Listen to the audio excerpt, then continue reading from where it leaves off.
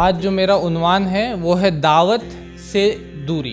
दावत का मतलब ये नहीं होता है कि दावत ठीक है खाने के लिए तो वो यूज़ करते ही करते, साथ ही साथ में दावत जब हम लोग इस्लाम के बोलते हैं तो इसका मतलब होता है दावतुल दीनुल हक, कि आप लोगों को इस्लाम के तरफ बुलाए। दावत से मुस्लिम हम लोग एज मुस्लिम्स क्यों दूर है, जो वजूहात है दावत से दूरी का हम मुसलमानों का वो क्या क्या है। नंबर 1 ला इल्मी, दावत से ला इल्मी है, मतलब कि बहुत सारे लोग जानते भी नहीं कि दावत होता क्या है, ये दावत करना है, यह दावत फ़र्ज है हर मुसलमान के ऊपर। सूरह नहल सूरह नंबर 16 आयत नंबर 125 में अल्लाह ताला फरमाते हैं उदउ इला सबीली रब्बिका बिल हिक्मा, दावत करो, हुक्म है वहाँ पर। तो जब अल्लाह ताला कोई चीज़ का हुक्म देते तो वो क्या हो जाता है, वो फ़र्ज हो जाता है। तो अभी तो सबके ऊपर में फ़र्ज है, हर मुसलमान के ऊपर में, ठीक है, चाहे वो गोरा हो या काला हो, चाहे कहीं का भी रहने वाला हो, चाहे वो अमीर हो या गरीब हो, दावत आपके ऊपर में फ़र्ज है। आप ये नहीं बोल सकते कि वो कर रहे हैं या शदाब भाई कर रहे हैं या वो फलाना शख्स कर रहे हैं तो हम नहीं करेंगे। आपको पता उम्मत के लिए सिर्फ 2 ही एडजेक्टिव यूज़ किया गया, कुंतुम खैरा उम्मतिन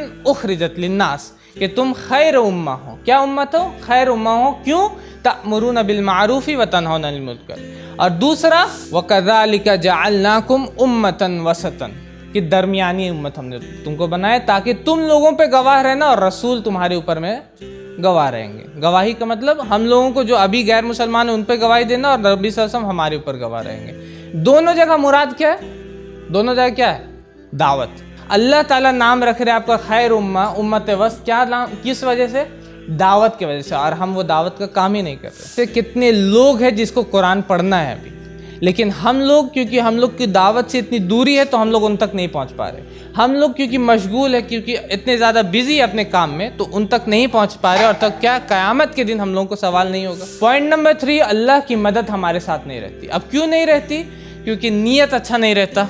तो अगर नीयत अच्छी नहीं रहेगी तो इन्नमल आमालु बिन्नियात, नीयत खराब है आपको रिजल्ट्स नहीं मिलेंगे। तो मेहनत नहीं करते, इस वजह से भी अल्लाह की मदद नहीं आती। सब्र नहीं रखते, और सब्र दावत में ये नहीं होता कि आप बस जब आप दावत करें तो आपको कोई बोले कि तकलीफ पहुंचाए तो उस पर सब्र। सब्र ये भी होता है कि जब आप किसी को दावत दे रहे हैं और वो कबूल नहीं कर रहा तो आप फिर से जाके उसको दावत। तो ऐसा नहीं है। नबी सल्लल्लाहु अलैहि वसल्लम ने अपने चचा अबू तालिब को मरते दम तक दावत दिया। दावत हमारी प्रायोरिटी नहीं रहती। प्रायोरिटी समझते हैं ना, नंबर 1 प्रायोरिटी। प्रायोरिटी मतलब क्या होता है? सबसे ऊपर किसको रखते हैं? जैसे कि हम लोग के एज मुस्लिम्स आखिरत को हम लोग को प्रायोरिटाइज करना, बल तुसीरून हयात दुनिया वल आखिरत खैर व अबका, कि तुम दुनियावी ज़िंदगी को तरजीह देते हो और आखिरत बेहतर है और बाकी रहने वाली है। तो तरजीह हम लोग किसको देते हैं? आखिरत को।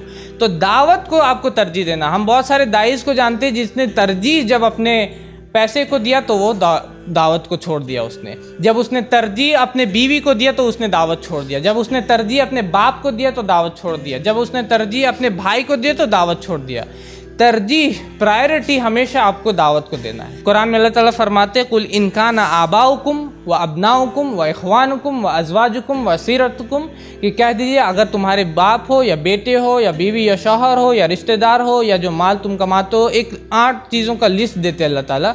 अगर इनसे अल्लाह से ज़्यादा, रसूल से ज़्यादा और उसके रास्ते में जिहाद करने से ज़्यादा मतलब तुमको मोहब्बत है तो तुम ठहरो यहाँ तक कि अल्लाह का अज़ाब आएगा। तो जब भी दावत हम करते हैं और प्रायोरिटाइज दावत को नहीं करते तो हम लोग दावत से क्या होते हैं? दूर हो जाते हैं। दावत आपको कुर्बानी मांगेंगे। एज दाई अगर आप दावत करें तो क्या अल्लाह आपसे कुर्बानी नहीं मांगेंगे? पैसे के मामले में कुर्बानी नहीं मांगेंगे? अभी मेरे पास 4 और ऑफर्स है जिसमें हम पैसे ज़्यादा कमा सकते हैं और उस फील्ड में जा सकते हैं, इस फील्ड को छोड़ सकते हैं। लेकिन हम उस चारों चीज़ को, हर चीज़ को हम हर दिन, बल्कि हम बोल सकते हैं हर घंटे भी चीज़ों को कुर्बान करते हैं ताकि हम इस फील्ड में रह सके। तो दावत से अगर आपको दूर नहीं जाना है तो आपको कुर्बानियाँ देना होगा। पॉइंट नंबर 5, दावत से दूरी का मशगूलियत। हम लोग बिजी हो जाते हैं। कभी कभी एज अच्छे दाई है, दावत का काम कर रहे हैं, लेकिन कुछ ऐसा प्रोजेक्ट उठा लिया कि दावत से दूर हो, मान के चलते स्कूल ही बना लिया। अब स्कूल के पीछे में इतना टाइम वेस्ट हो रहा है मेरा कि दावत ही पूरा का पूरा छूट गया मेरा। बहुत सारे ऐसे मुसलमान हैं जो मुसलमानों में सिर्फ काम करने को दावत बोल के वो जिंदगी भर अपना उसी में लगा देते हैं। तो ये भी दावत से दूरी की वजह है। अब बेचारा वो समझ रहा है पूरा शुरू से लेकर अपना ज़िंदगी खपा रहा है दावत में ही,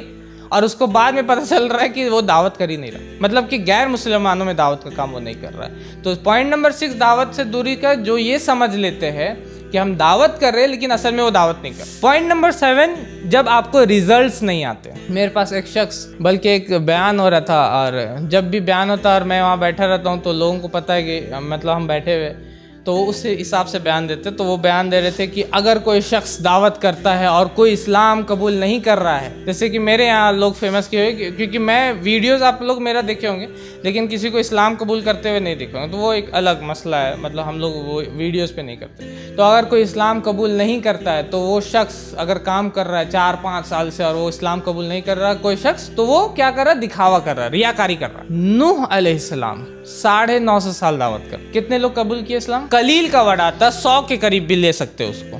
950 साल आप दावत कर रहे हैं, आप सोच सकते हैं 100 साल में सिर्फ 10 लोग, मतलब 10 साल में 1 लोग। तो कभी भी रिजल्ट्स आपको ये नहीं बताया, फज़क्किर इन्नमा अंत मुज़क्किर लस्ता अलैहिम बिमुसैत्तिर। आप नसीहत कीजिए, आपका काम नसीहत करना, आप कोई दारोगा नहीं है उनके ऊपर में, ठीक है। दावत आपके ऊपर में फर्ज है, आपको करना है, रिजल्ट्स आए या नहीं आए, कोई माने या नहीं माने, आपका जो जिम्मेदारी आपको पूरा करना है। पॉइंट नंबर 8 क्या है दावत से दूरी का, कि गलत तरीका यूज करते हैं। अभी मैं रांची में बहुत सारे लोग दावत शुरू किए थे बीच में, अभी का नहीं बोल सकता, 2015-16 का बता रहा हूँ। बहुत सारे लोग दावत स्टार्ट किए, शदाब भाई दावत करना है, 5 लाइन याद किए बाइबल का, पास्टर से डिबेट करने चले गए। अब डिबेट करना अगर पास्टर से, तो 5 लाइन से डिबेट नहीं होता। आपको पता, अगर एक्स मुस्लिम से आप डिबेट करें तो 5 वर्ड और 5 आयत से डिबेट नहीं होता। वो debate requires in depth knowledge. 5 line याद किए बाइबल का, चले गए पास्टर से डिबेट करने, राइट लेफ्ट एंड सेंटर पढ़ा पास्टर की तरफ से, बोला नहीं दावत नहीं करना। तो दावत जब आप कर रहे हैं तो आपको समझना चाहिए कि किस तरीके से आपको करना है। बहुत सारे ऐसे भी केसेस होते हैं जहां पर हम लोग फितना में पढ़ के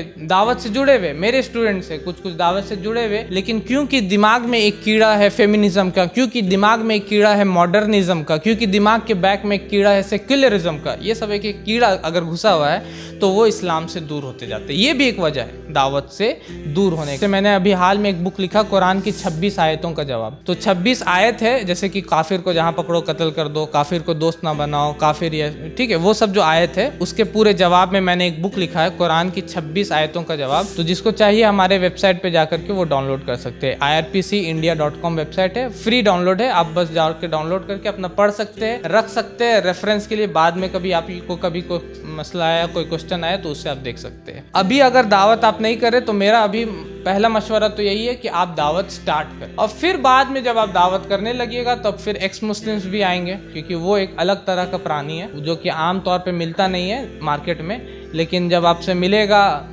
सोशल मीडिया के ऊपर में या इस पे, तो वो एक अलग ही स्ट्रैटेजी है कि किस तरीके से भोले भाले मुसलमानों को फंसाना है, ये बोल करके कि अरे शदाब भाई 2 सवाल मुझे बता दीजिएगा तो मैं इस्लाम वापस कबूल कर लूँगा। वो वापस कबूल करने के लिए नहीं आता, वो आपके दिमाग में कीड़ा भरने के लिए आ रहा होता है। दावत कैसे करे, शुरुआत एक अलग टॉपिक है, इसके ऊपर में अलग लेक्चर दिया हम कि शुरुआत कैसे करें, या दावत ट्रेनिंग प्रोग्राम जब होता है तो शुरुआत पे अलग देते हैं लेक्चर। मान के चलते किसी गैर मुस्लिम के हाथ में ओम लिखा हुआ, तो आप उससे पूछ सकते हैं ये ओम क्या है, तो लिटरल मीनिंग आप जब पूछते हैं तो फिर आप वो बताएगा आपको कि इसका मतलब होता है सर्व रक्षक ईश्वर। तब आप उसको बता सकते हैं कि इसका मतलब सर्व रक्षक ईश्वर होता है, इसका मतलब कोई पिक्चर, कोई फोटो, कोई ये नहीं होता। और फिर यजुर्वेद चैप्टर 32 वर्स नंबर 3 जो रेफरेंसेज है। तो शुरुआत कैसे करना, इसको बोला जाता है स्मॉल टॉक, इंग्लिश में बोलते हैं। अब जैसे जाहिर सी बात है, आप बस में बैठे, आप सीधा नहीं बोले इस्लाम ऐसा ऐसा बोलता है, ऐसा तो आप कर नहीं सकते। आप पहले पूछिएगा आप क्या करते हैं, आप कहाँ जा रहे हैं, मतलब कुछ उससे स्टार्ट कीजिएगा बात करने, और फिर धीरे धीरे कोशिश कीजिएगा कि उसको अपने किधर ले जाए, इस्लाम की तरफ लेके जाए। और ये करने के लिए आपको कुरान पढ़ना होगा तर्जुमा के साथ। जितना आप कुरान पढ़िएगा, जितना आप किताबें पढ़िएगा, आपको तरीका उतना ही मिलते जाएगा।